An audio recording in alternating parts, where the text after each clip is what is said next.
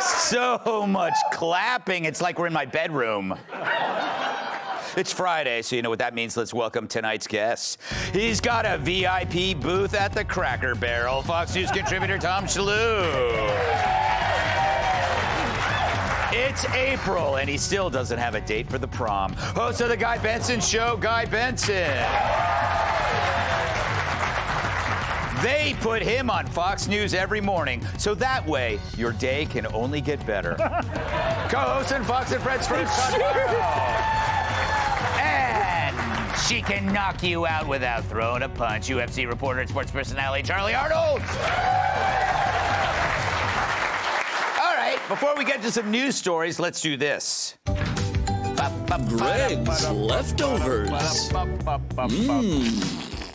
It's Leftovers, where I read the jokes we didn't use this week, and as always, it's my first time reading them. So if they suck, we'll force Joe Mackey to give Rosie O'Donnell a bikini wax. Oh, come on. He'll have to travel for it now. Oh, nice. A 97-year-old endangered tortoise has become the oldest first-time mom of her species. Aww. Yeah. Congrats to the new dad.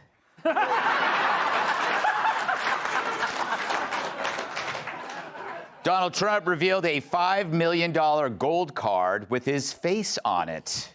Nancy Pelosi wants one of her own, since her face is already made of plastic. CNN contributor Eli Mistel, or whatever, said he opposes sending gang members to foreign countries. And he's doing his part by hiding 4 of them in his hair. A nationwide anti-Trump protest is scheduled for this Saturday. They're calling it the Hands Off March. Well, we know one Democrat who will skip it.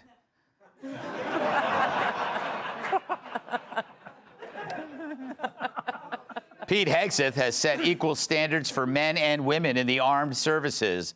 The women will have to do 50 push-ups in 1 minute, and men will have to guess why the women are mad at them.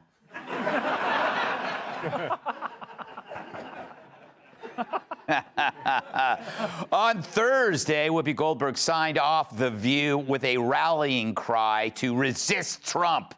And her first act of resistance, only ordering 1 dessert. Goldberg also claims she worries that Trump will deport her. But she can rest for now, since all large cranes are made overseas. A married Army lieutenant and DEI specialist has been posting gay porn videos of himself. The worst part? The links expired.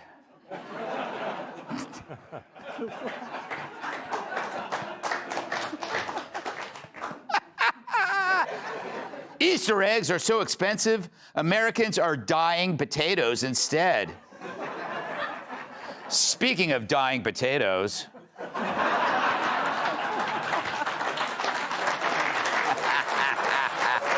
yeah. According to a new study, monkeys are better yodelers than humans. This is from the Journal of Who Gives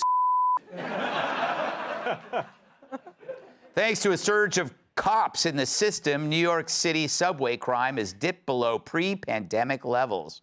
Now, to get attacked by crazed lowlifes, you have to buy a Tesla. Researchers say weight loss drugs like Ozempic have an unexpected side effect: hair loss. It's great for women who want to lose weight and get rid of their mustache.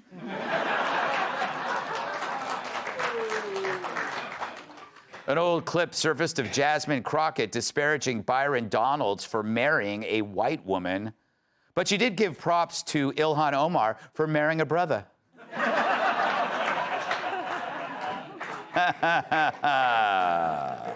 Cory Booker spoke for 25 hours on the Senate floor, pausing briefly for the cleaning crew to polish his head. A Florida Wendy's is demanding employees give their phones to the manager before using the bathroom. The workers also can't refer to anything they leave in there as a Whopper. April is National Distracted Driving Awareness Month. How fitting, since April is a girl's name. A sexist would say.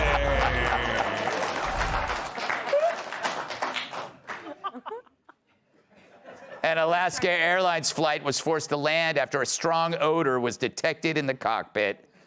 Well, guess who got his pilot's license? On Monday, former actress Lena Dunham spoke at the Trans Day of Visibility rally. When asked why she attended, she said she went with her gut. She claimed she took a break from acting because she wanted bigger roles.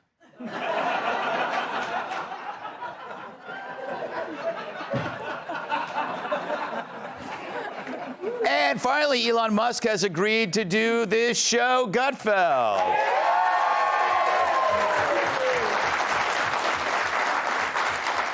In return, I've agreed to have his baby. Let's do a monologue. On Thursday, Trump unveiled his $5 million gold card, and he put his signature touch on it, his face. You know what that card is? Gold card. It's the gold card. The Trump card, gold card. Who's the first buyer? Me. Who's the second? I don't know, but I'm the first buyer. It'll be out in about less than 2 weeks, probably. Pretty exciting, right? You ready for some questions? Anybody want to buy one? Sign me up. I do. But it's amazing. He's literally selling something for $5 million that didn't exist before. And yet he's already made billions off it. Hey, Commerce Secretary, how many did you sell yesterday? 1,000? Yesterday, I sold 1,000. Oh, you did? If you have a green card, which used to be a green card, now gold card, you're a permanent resident of America. They're going to have the right to be in America. They pay $5 million, and they have the right to be in America. Yeah. As long as they're good people. And they're vetted. And they can't break the law. We can always take it away if they're like evil or mean or bad or something. Not mean, but if they do something horrible, you can take it away. Amazing. Trump created something that costs nothing, that didn't exist before, that can then be sold, but also taken away. It's a win-win. Like when my racehorse wins and then I eat it. But this is like a lot of Trump policies. It starts with a big idea that creates an asset out of thin air, like acquiring Greenland or Canada becoming the 51st state, now the tariffs. It's the first volley in a negotiation that brings attention to our concerns. And people way smarter than me, there's almost 4 of them, they get it. Listen to this prediction on tariffs from former Commerce Secretary Carlos Gutierrez. I would assume that this will not be in place in a month, 2 months, definitely not in the back half of the year. So I'm in the camp that this is the beginning of a big negotiation. It's not only about bringing production back, but it's also about market access. See, Carlos is predicting that countries will rush to be part of this, just like the cast of The View when they hear that sound of an ice cream truck. Already, Israel and Vietnam are canceling or reducing tariffs on U.S. products. Switzerland has eliminated industrial tariffs. And it's not just countries either. Car companies are racing to reshore production. GM's expanding its Indiana plant. Trump is making American car companies American again. And he hasn't spent a dime in subsidies to do it. He's negotiating using an asset that wasn't there before. He'll threaten a move like making Canada a state, pretending he's serious. You know, single men do this all the time when they talk about marriage with their longtime girlfriends. So does he really want Canada as a 51st state? Who knows? That's the point. But what we do know, Canada is suddenly cracking down on fentanyl smuggling, and they're willing to take back Seth Rogen. So you keep them off balance so you can make the deals on your terms. Makes me wonder, will the markets boom? The markets are going to boom, the stock is going to boom, the country is going to boom, and the rest of the world wants to see, is there any way they can make a deal? I think it's going to be unbelievable. So you see what Trump's doing. Create the big idea, watch what happens, reap the rewards. Trump eyes Greenland, suddenly Denmark takes defense seriously. Trump suggests leaving NATO, they start taking their own defense seriously. Trump threatens to retake the Panama Canal, suddenly they're looking to sell operations to an American company. I'm sorry, Panamac Anal. But you see, actions get reactions. Compare that to Cory Booker's 25-hour freak out on the Senate floor, flailing his arms like a car dealership tube man with an air leak. It's the difference between action and acting. When you take action like tariffs, people take you seriously. They begin negotiating amongst themselves before they even negotiate with you. You create an asset that they have to come to terms with based on a concern that you have. That's action. Booker is the opposite. Instead of drawing attention to a concern, it's about him. And anytime you place emphasis on the self, you're less likely to act at all. Worse, you drive yourself crazy. Research shows the more you self-obsess, the more you suffer from mental illness. Maybe that's why their party is a crap show and why all the Dems seem to have crazy eyes. Identity politics and elevation of the self to a point that it imposes demands on strangers has created a mob of really messed up people. Meanwhile, Trump creates uncertainty through action that has allies and enemies both moving in America's direction, even before the sit-downs begin. Uncertainty is a negotiation tool even before the negotiation starts. Of course, that uncertainty now is the story for the media, as they feign panic and outraged. But don't listen to them.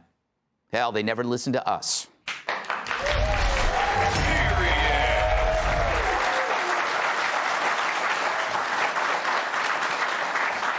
Tom, I packed a lot into that monologue. So many, it's like one of those roast chickens where you can just pick at it all day until it's nothing but a carcass. That's how I write, in case you're wondering. You know, I want to ask you your thoughts on the stock market, because I think, you know, the thing is, Trump said, hey, you're going to see some turbulence. He's like a pilot. We're going to take off. There's going to be a little turbulence, and then it's going to smooth out, and I'm going to get you there safely. But the media reacts to the turbulence. Yes. And imagine, I mean, look at the way that they're covering this story as opposed to the way they would cover a labor strike. Imagine if someone went on strike and immediately the media was like, it's not working. They're all out of work. Look at them. They're marching in the streets. It's terrible. You know, instead, they talk about the problems that are going to be corrected by this labor strike. They talk about the injustice and everything like that.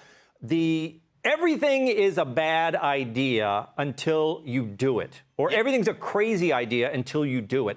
Like this gold card thing. Mm-hmm. No one, it seemed even weird. When I first heard it, I thought that is a crazy idea. But then when he does it, you're like, oh, wow, it actually worked. You know, like imagine if you were the first guy, if you never heard of Powerball before, and you're at a government meeting and you're like, how about we raise state revenue by selling lottery tickets in all the poor neighborhoods?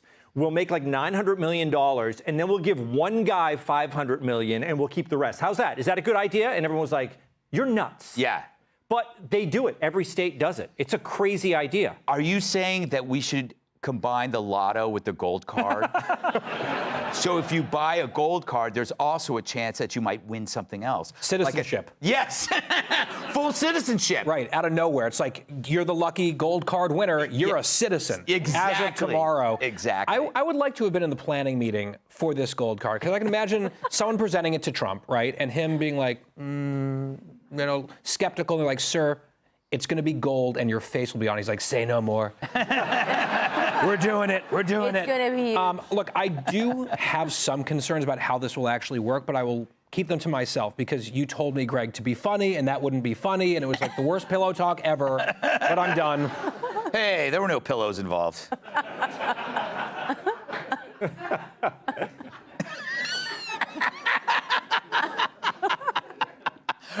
What else? You're speechless. No, you know what we do? I like his idea. That wasn't even my idea, the lottery with the ticket. But we should do it in chocolate bars, just like Charlie Bucket. And we should let 5 kids get citizenship. Yes. And they get to leave their family in Europe and come and live here. And then you could do like a reverse prize where with American citizens, if they buy a candy bar, they get deported. We would have to be strategic about who buys the candy bars. Well, you only stock the bodegas that are close to the View. So the View is what, up on the 50s, 57th, somewhere around there, I think, right? It's ABC. Yeah, you stock all those places.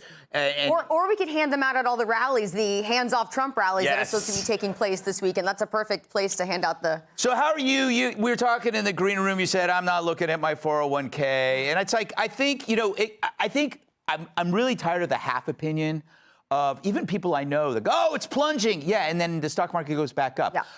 I mean, It happened during COVID, except it just kept going down, down, down. I thought it was the end of the world. Then it breaks new records. Yeah, it's happened. There's always going to be market resets, course corrections. I think the same thing could be said with the reciprocal tariffs. A lot of people right now are freaking out. Oh my gosh, what am I going to do? Prices are going to be going up, but we're already seeing countries figuring it out, right? Trump, we know, is a feared leader worldwide. People are going to have discussions among themselves, find ways, okay, maybe we should reel back tariffs on our end so that we don't get hit with tariffs by the Americans. I think that the idea of the gold card is brilliant. I think that if you think about it, if you sell, what is it? He said if there were 10 million sold, which is a lot, that would be $50 trillion. The debt totally paid off in this country, plus 15 trillion above that, which would be incredible. Wait, what did you say? Girls doing math. I'm reading it. I actually didn't do my own math. I'm reading it off the paper. All right, say it again. So if there are, sorry, math. Here we go. And I'm only reading it. 10 trillion cards sold. 10 trillion. That's 10 no, sorry. I got to delete. We can do that. There's only 7 No, what, 10 11 million. She said 10 million cards sold. 10 million cards. That would be $50 trillion in profit. Okay, so now that makes sense. The only thing is, I don't think there are 10 million people with $5 million. Are there? No, but the point we're making here is that you have a lot of people who are complaining. This number probably won't be sold, but people who are complaining about the gold card are the same people who were totally applauding the idea of 10 million illegals coming into this country and completely mooching off all of our resources. Very good point. Very good point. I apologize for your Thank you for letting me get through that equation. I guess we're out of time for the A block. I kid, Todd. You were so mad you were sitting in that chair. I thought I'd give you a little. You know, it's interesting how Trump can just bring something to the table that no one ever thought of. As somebody who doesn't bring anything to the table. On a morning-by-morning basis. 5 a.m. each weekday morning on the Fox. What do you make of all this? Thank you for my fan. Here's what I make of all this. And I have a much more serious take, and it's not a setup to a joke, or maybe it is. We are $37 trillion in debt. True. We don't have time to screw around anymore. Mm-hmm. If it requires unconventional means to solving the problem, then yes, we need unconventional means because we cannot continue down this path. We cannot bring this burden, an even bigger burden when you factor in all the interest, to our children. And I'm reminded of two of our most noted scholars in this life, Blake Lively and Justin Baldoni. Yes. It ends with us. Nicely done. Last word, guy. I can see you. Yeah. So I'm thinking through the clip that we played.